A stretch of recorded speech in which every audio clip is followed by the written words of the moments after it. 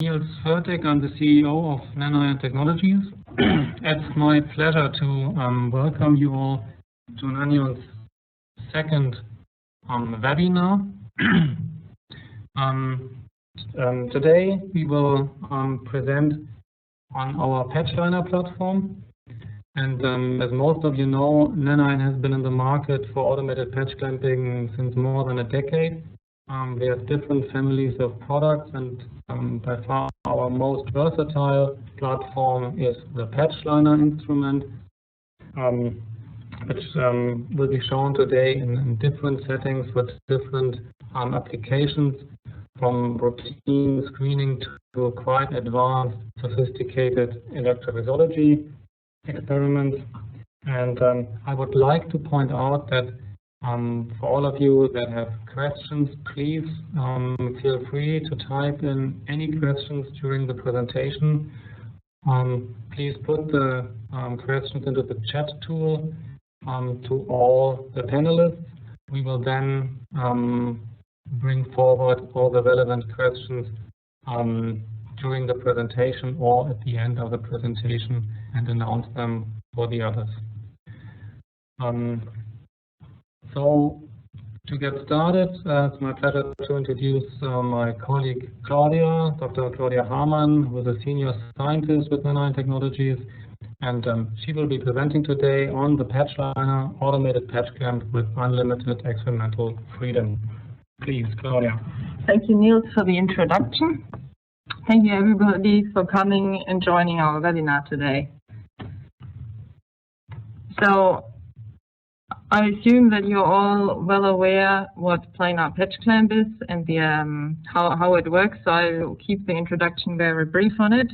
So here's just a small representation of the planar patch clamp setup, where you've got a planar glass chip with a hole in it, which replaces the patch pipette in the conventional patch clamp setup. And the big difference besides the patch pipette is that here, with the planar patch clamping, you add the cells in suspension to the solution above the chip, and the cell finds the hole by itself because there's suction applied underneath the chip. Nanion has 3 devices which implement the planar patch clamp technique, which is on the left here, the Porter patch, which is a single channel device. The Patchliner, which I'm going to talk about today, comes in a 4-channel and 8-channel version, and the Synchro patch, which has been the topic of our last seminar or last webinar, where we do measurements on 96 cells at a time. So, features of the Patchliner, since we've been talking about calling this unlimited possibilities. On the Patchliner, you can do very fast solution exchange. You can do CRC recordings on voltage-gated ion channels. We've got a temperature control, where you can give brief temperature pulses to the channels, or you can record at an elevated temperature, so near physiological temperature would be the goal there. We can do current clamp recordings. When you come to current clamp recordings, the cells tend to become more expensive. So we've implemented new techniques that you really only need very few cells for your experiments. And on the Patchliner, you can do internal exchange. This is something I'm not going to talk about today. So for the outline of the talk, first I'm going to give a general introduction to the Patchliner, going to show how the liquid handling works, and going to show you success rates that we get on the machine. Then I'm going to show you some pharmacology for voltage-gated ion channels, in this case hERG. And then I'm going to show some data from ligand-gated ion channels. Here we're going to have some data from alpha-3 beta-4 and from the alpha-7 acetylcholine receptor. Then I'm going to introduce the temperature control. As I said, there's 2 ways that you can use the temperature control on the Patchliner. I'm going to show you some data on the hERG channels, which were done at elevated temperatures, and I'm going to show you data from ligand-gated ion channels, where we give brief temperature pulses. And then in the end, I'm going to show you some data from the stem cell-derived cardiomyocytes, where we've characterized the human stem cell-derived cardiomyocytes from CDI and the mouse ones from axiogenesis. So first, how does the Patchliner work? On the right-hand side here, you've got an image of a Patchliner chip from the bottom. In the red, you can see the solution, which we've put color in of the internal solution, and in a very faint blue, a straight line, you can see the external solution. On the left, in the big presentation, you see the cross-section of the chip with the internal compartment going into the plane of the view, and the external one being the U-shape going across. So first we fill the internal solution. Now that you can see the compartment is filled in gray. Then the pipette comes and fills the external solution into the chip. It gets pushed through the channel, and we always put more solution into the channel than it actually fits, and it goes into the waste compartment. Then we deliver the cells. They get washed across the hole, suction is applied, one cell finds the hole, the solution spills over into the waste compartment, and then we wash again. Cells that didn't find the hole get washed away into the waste compartment. The one cell on the hole stays. We go whole cell. Now you see the cell is actually turned gray, indicating that we've gone whole cell. And now the waste compartment at some stage gets full, so we've got two ways. Here I'm showing how the pipette can remove the waste, so you can do unlimited additions to the cell during the experiment. The way it usually works now with the Patchliner is that we actually have needles in the waste compartment, so the volume of the waste compartment is kept low all the time, so the pipette does not need to remove the solution. Right, so now with this technique, showing you here some success rates that we get on the Patchliner. On the left-hand side, we've got success rates for regular HERG293 cells. As you can see, we've got over 70% of the cells have above a gigaseal. Another good 10% are above 500 megaohms. So overall, we get a very good seal statistics for the Patchliner with those cells. Then we've got some statistics from a customer working with primary cells, comparing success rate on the Patchliner with conventional patch clamping. And as you can see, for a lot of those, the Patchliner does even a lot better than the conventional patch clamping. The number above the bars indicates over how many experiments the statistics were done. And even some cells, they didn't even manage to patch clamp on a conventional rig, and they still worked very well on the Patchliner. This is just a list of all the channels, or probably not all, but a lot of channels that we've worked with on the Patchliner already. Basically just showing again how versatile the system is. We have collaborations with some of the cell supplying companies. So basically, if you're interested whether a cell line works on our system, you can always ask us. So we either already know or we can try and let you know. So now then you're not just interested in actually just getting cells and fields, you want to do pharmacology on your channels. Here's an example how we actually do the pharmacology with the voltage-gated ion channels. So you see the recording is running continuously, compound is added. Once the compound hits the cell, you get a response on your current, hopefully, or if that's what you're looking for. The solution spills over into the waste compartment. As I said, usually we've got a needle sticking in there that it's continuously removed, but here in the presentation, solution is removed by the pipetter itself. Now here I'm showing you some sodium channel data. I actually brought you some hERG data, as I've already said. This is a screenshot of some analysis on hERG compounds that we've done. It's from the iCell software that we're using to analyze the data. And as you can see, we get very nice and tight dose response curves. In the analysis software, you also see the raw current traces which were used for the analysis, so you can very easily evaluate whether they are good current traces. You get individual dose response curves for each cell if you want to, and very easily you can exclude individual cells by unticking them in the boxes above. Some more hERG dose response curves. Here actually Andrea had the task, or was given by one of the customers. They wanted to know how many dose response curves she could get on the hERG channel by herself in one day. She ran the Patchliner by herself all day and did one run into the night, so it was an 8-hour day. She prepared all the compounds herself.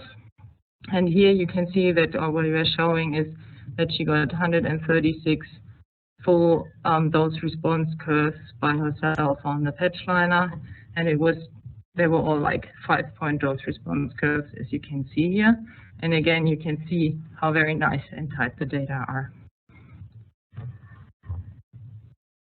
Then the other type of channels you probably want to measure on the Patchliner are ligand-gated ion channels, where you want to do brief exposures of the channel to the compound. For this, we've developed the SPECT application. Again, here a little representation of how this works. In the pipette, we stack the ligand, in this case here in light blue, and on top of it we've got the wash solution. Once the pipette is in the chip, we do a bit of baseline recording. And now this is stopped because this is so I've got time to talk. So actually the recording usually will just go through in one go. Then the solution is pushed out of the pipette along the cell. So it sees very briefly, it sees the ligand, and then a lot of wash solution follows. And here you see a gamma response done with this type of experiments, and you can also see very nicely you can distinguish desensitization from washout. We get very sharp onset of the current, which you'll see in the alpha 7 experiments in a minute. There the rising phase is as clear and as fast. Right.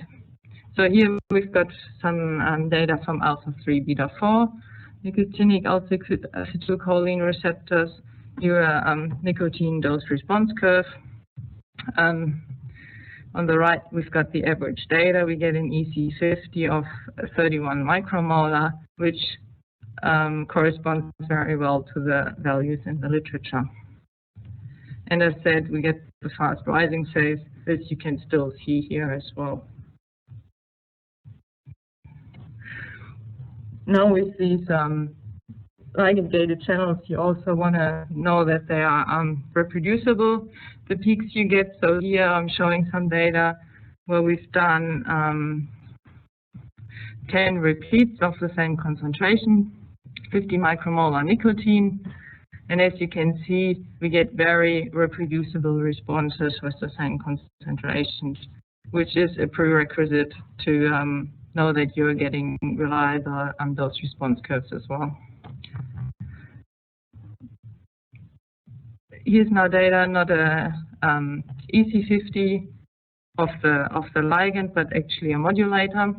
So we've pre and co-applied the mecamylamine with the nicotine. The currents were reduced, so it's an IC50 really here, and we've got the dose response curve for this. Very nice and tight again. Then, as promised, the alpha 7 data. Here's the dose response curve of acetylcholine. We've applied 6 different concentrations, so 6-point dose response curve with an EC50 of 304 micromolar, very close to the 370 micromolar that we found in the literature. And what I want to point out here, there's no acetylcholine esterase in the wash solution. So this means that the washout in the Patchliner is so good that we don't need to chew away the remaining acetylcholine to actually be able to get repeat responses here. same with peak responses, same as before for the alpha-3 beta-4. We've done multiple exposures of the alpha-7 receptor to 100 micromolar nicotine. And again, as you can see, we get very reproducible current responses. Now, pharmacology on the alpha-7. We've used the NS1738, the PAM. On the left, in the gray and black, you've got current responses, the controls, nicotine by acetylcholine by itself in this case, and the NS1738 by itself. Only the acetylcholine gives a small response. The NS1738 doesn't do anything by itself. And together applied, you get the huge response by it. On the right, then we also have the dose response of the NS1378 on the acetylcholine response and the dose response curve here. So this is all possible on the Patchliner. So now I'm going to talk about the temperature control on the Patchliner. As I've said before, we've got two modes in which the Patchliner can run. Here you've got an image of the stage of the Patchliner with the measure head where the pipette is sticking in at the moment, and the chip wagon. So if you would do your experiments at elevated temperature, let's say hERG at 35 degrees Celsius, you would heat the measure head and the chip wagon and the solution that you're going to apply, or that you apply to the cell, to keep the cell continuously at 35 degrees.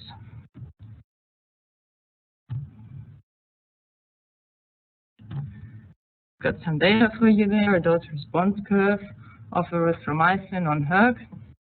On the left top, you've got the raw current traces at room temperature control and with erythromycin.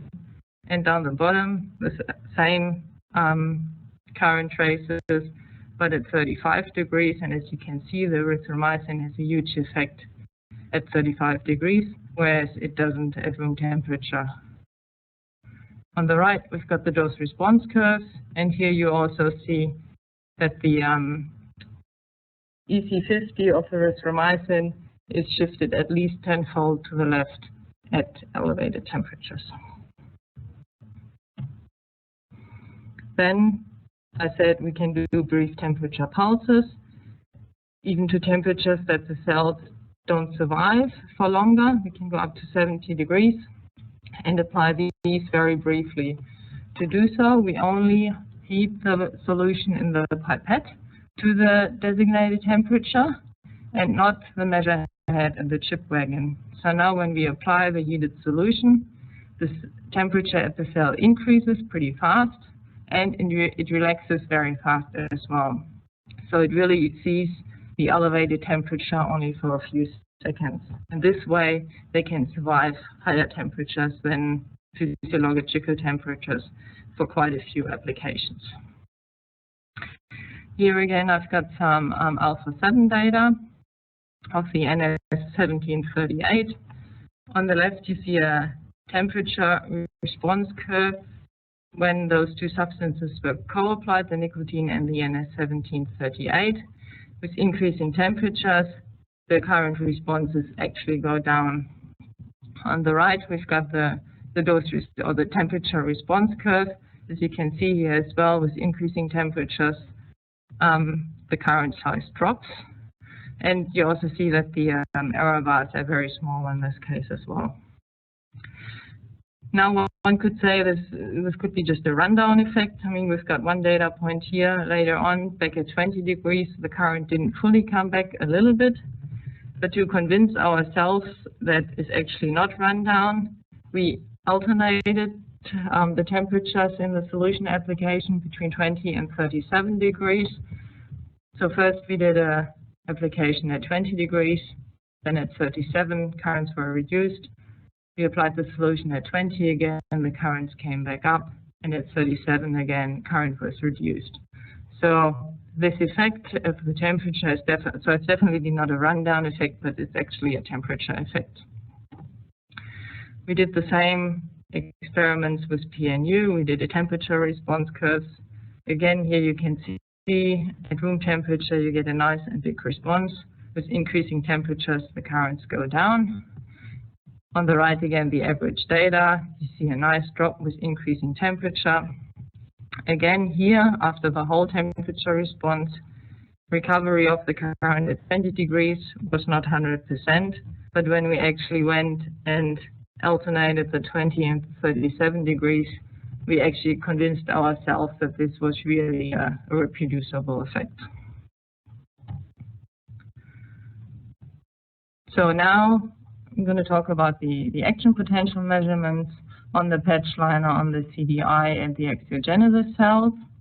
Now when you come to the measurements on the stem cell-derived cardiomyocytes, the cells start to become very expensive, or compared to the cell culture that you do with lots of the other with the expression systems.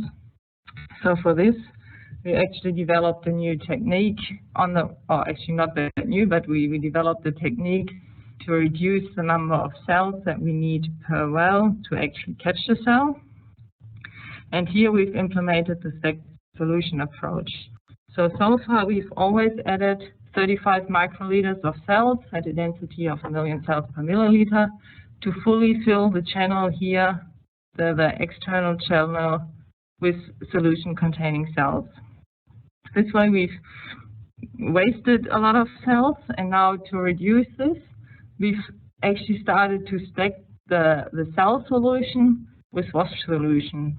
And the wash solution is really only there that the volume of solution containing cells is pushed all the way across the hole so they can actually be caught. And here you see the little image. On the left, the cells are still in the pipette. Then the solution gets pushed through the channel, and on the right you see the cells have been pushed past the hole, and this way a cell could be caught. We've done some statistics on how little cells you can actually get away with. We've basically measured the catch rate independence of the number of cells that we've used per well. And now just for comparison, when we say we use 35 microliters of 1 million cells per milliliter, what is kind of our standard when we use regular cell culture cells? We add actually 35,000 cells per well. And with this stack technique, we've managed to reduce this down to a few hundreds. So here you see the catch rate independence of the number of cells added per well for different cells. So for the CHO cells, you actually come up to 100% catch rate at about 300 cells per well. With the stem cell-derived cells, you need a few more, but still you come up to very reasonable catch rates for these experiments.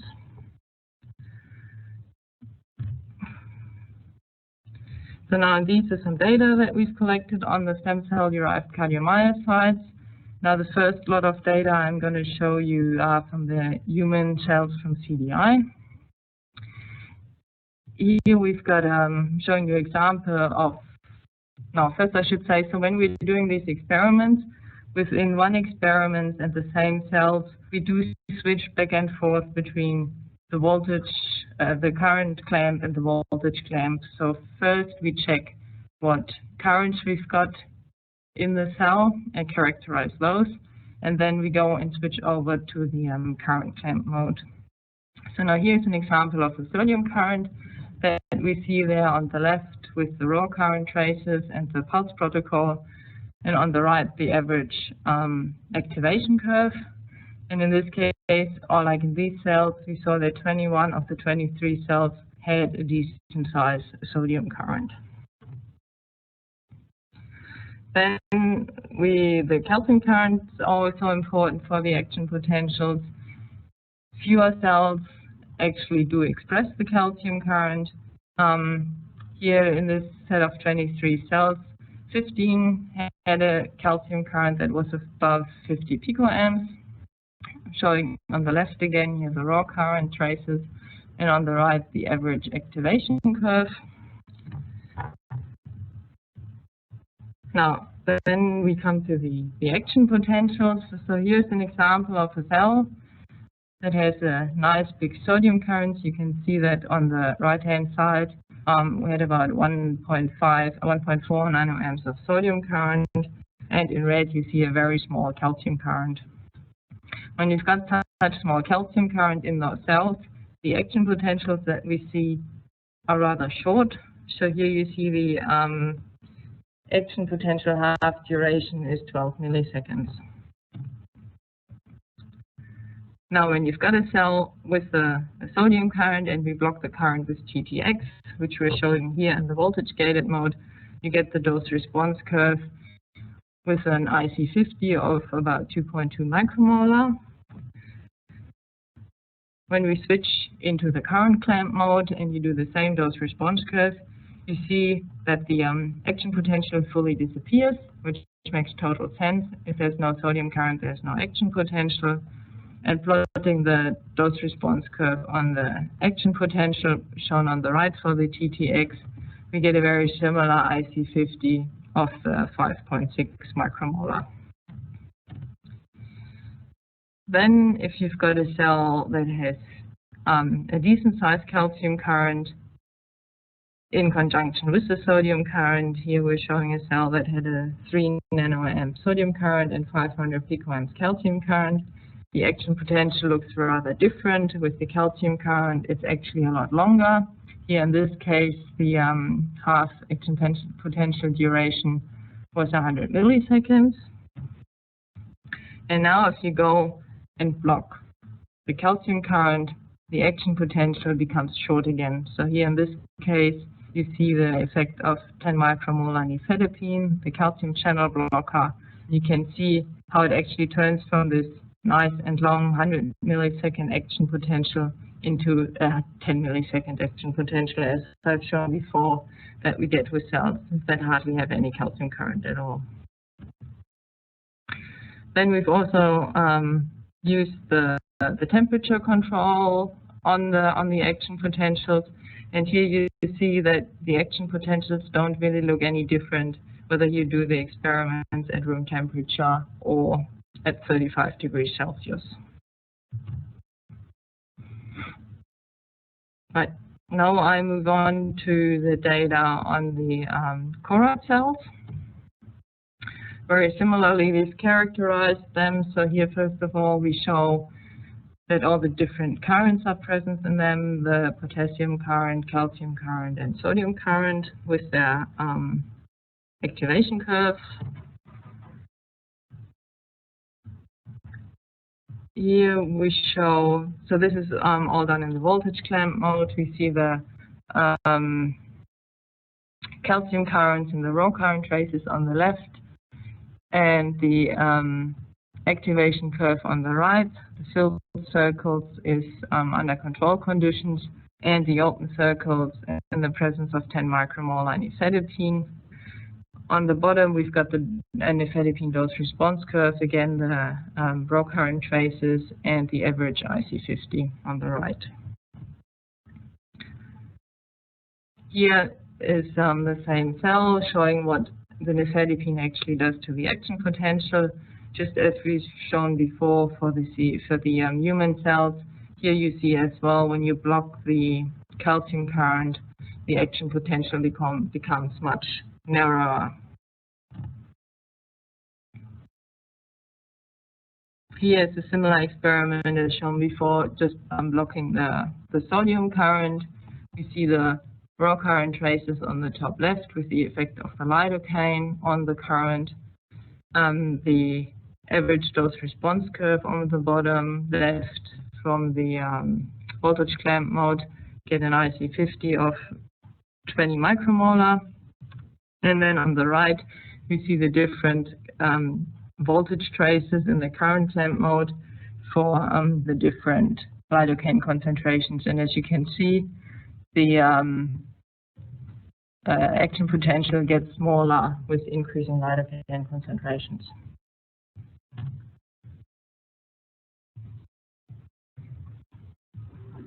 This is really the same with ETX, so I'm just going to briefly skip over this. With these cells, we've also done a frequency-dependent block of the channels with the TTX.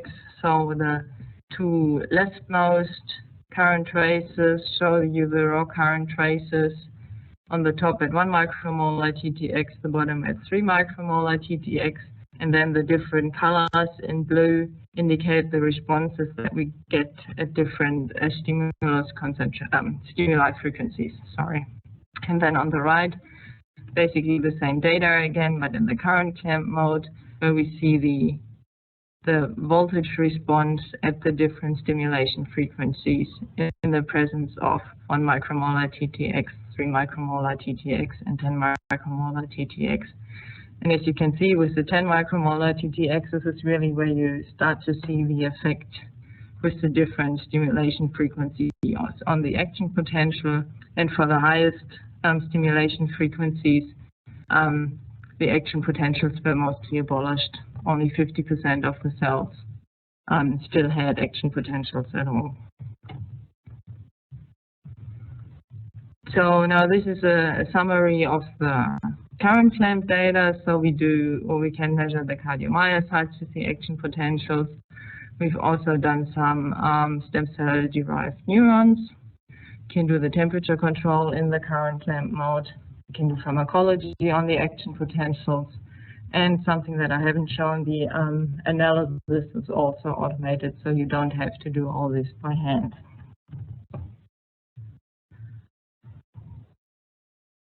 Coming back to the slide that I've shown you in the beginning, just to remind you, I've shown you in this presentation that we can do the rapid solution exchange.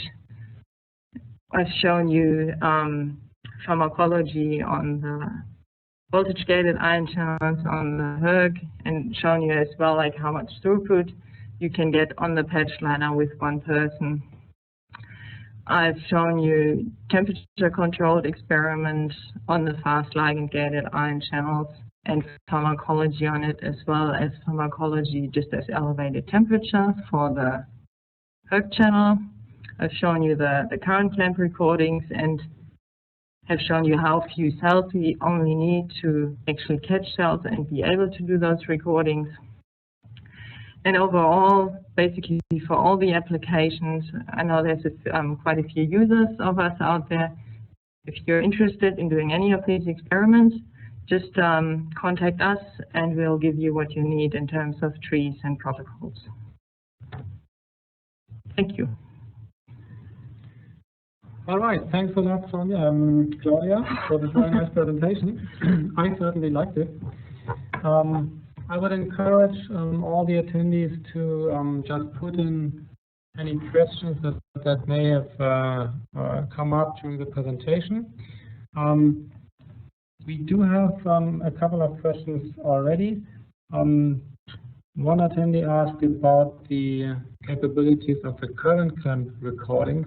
Specifically, can you apply individual stimuli in your AP recordings?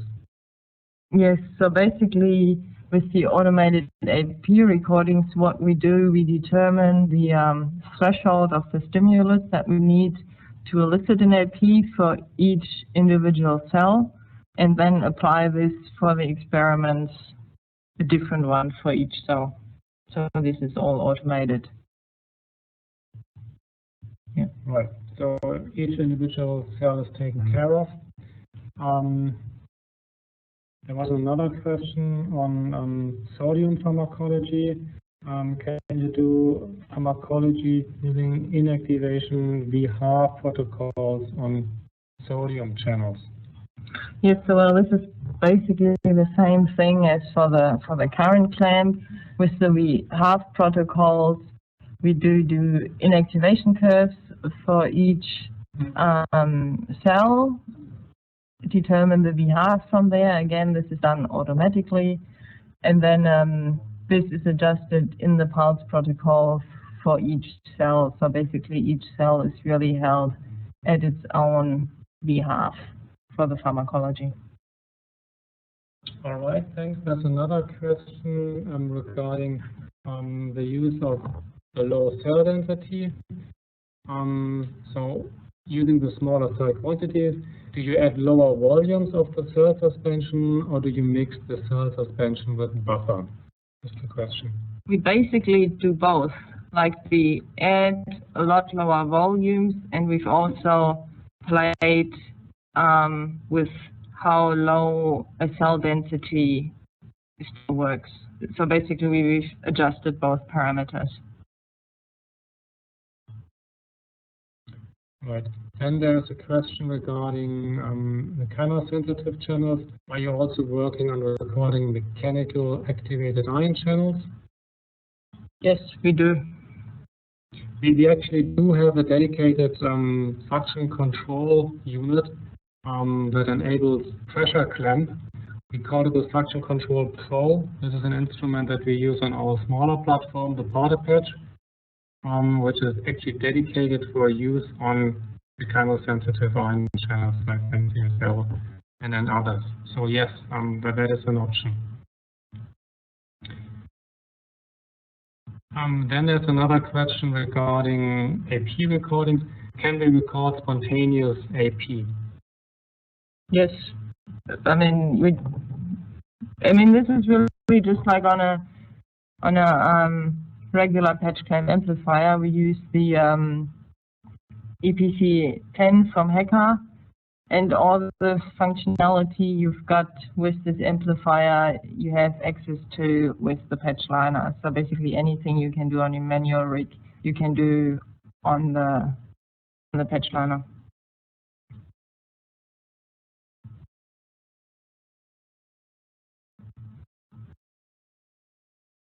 All right, so these were the questions so far. Are there any further questions? I would like to ask you to just type that in to the chat tool.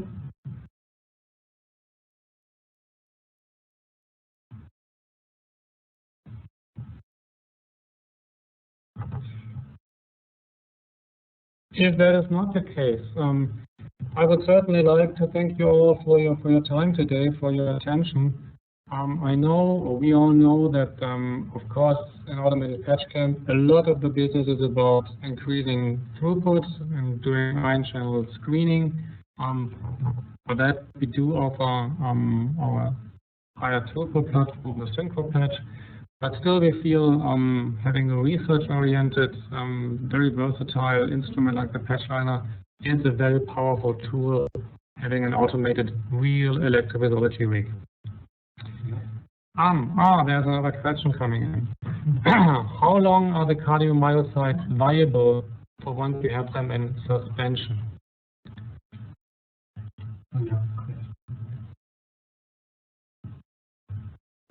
So once they are brought into suspension, not how long are they viable in the dish, but after bringing them in suspension for recording on the instrument.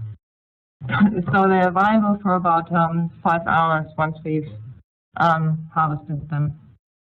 Which very nicely compares to our experience with other cells. Yeah. Because it's typical we get anything between 3 to 4 to 5 hours of cell viability on the cell that is integrated in the Patchliner. Cells are kept in suspension by a small aspiration pipette during their time.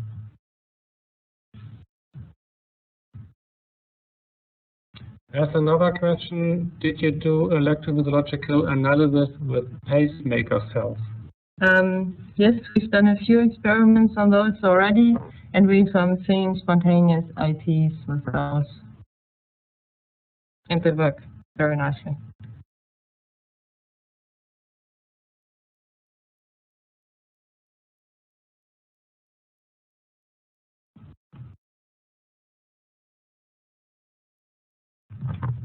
Right. So we will stick around. If there are more questions, you can keep typing those in. We are also happy, of course, to answer anything in more detail or providing protocols for your applications, like Claudia mentioned. So just drop us an email. There's another question on cardiomyocytes. Did you observe any potassium channel currents on the cardiomyocytes? Yes, certainly. To a different degree, the expression level does vary, but actually potassium is probably the predominant channel that we've seen in the cardiomyocytes. So it's supposed to be that when we say potassium channel, the hERG is kind of one of the more interesting potassium channels in the action potentials. The hERG currents are small.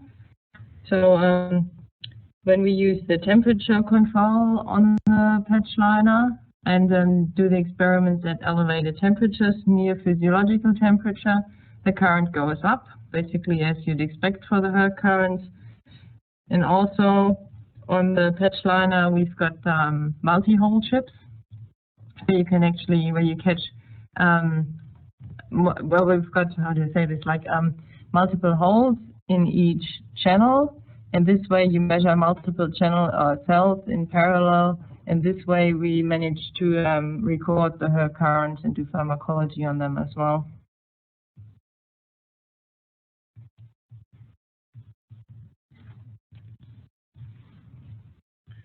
So there are two more questions. One was regarding to the gigaseal. How do you make the gigaseal? How do you monitor the seal formation?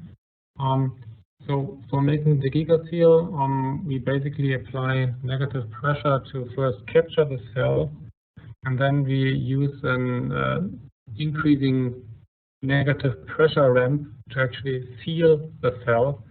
And once we are in gigaseal mode, we apply a brief suction pulse to open the membrane to get whole cell access. And the whole process is monitored electrically. So there's no optical monitoring of the cell, but we simply have an electrical readout and use the seal resistance as a feedback parameter for our suction control. And this is basically the same as you would do in conventional patch clamping as well, applying a voltage step and monitoring the current response to that voltage step.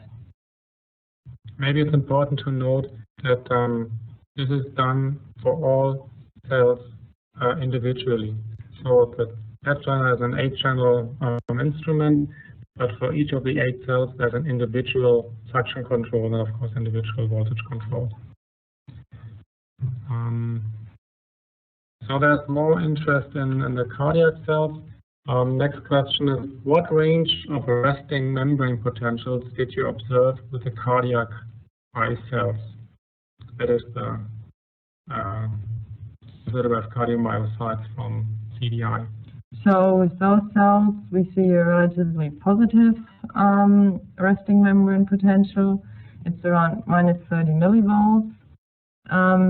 This could possibly be different. We haven't really tried this yet when we use different patch clamp solutions.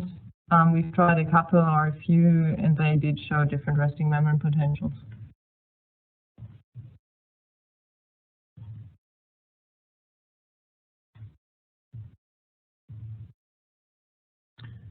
All right, thanks for all your interest. Thanks for the interesting questions. Again, we are happy to take any discussion further or to also implement some of the protocols for those of you who are using the instrument. Please don't hesitate to just get in touch with us. We will also continue our series of webinars on our instrumentation and certain special applications. If there's anything you're specifically interested in, you can, of course, let us know. We will try to take care of that in the upcoming webinars. So thanks again to all of you. Thanks, Claudia. And stay tuned until the next webinar. Take care.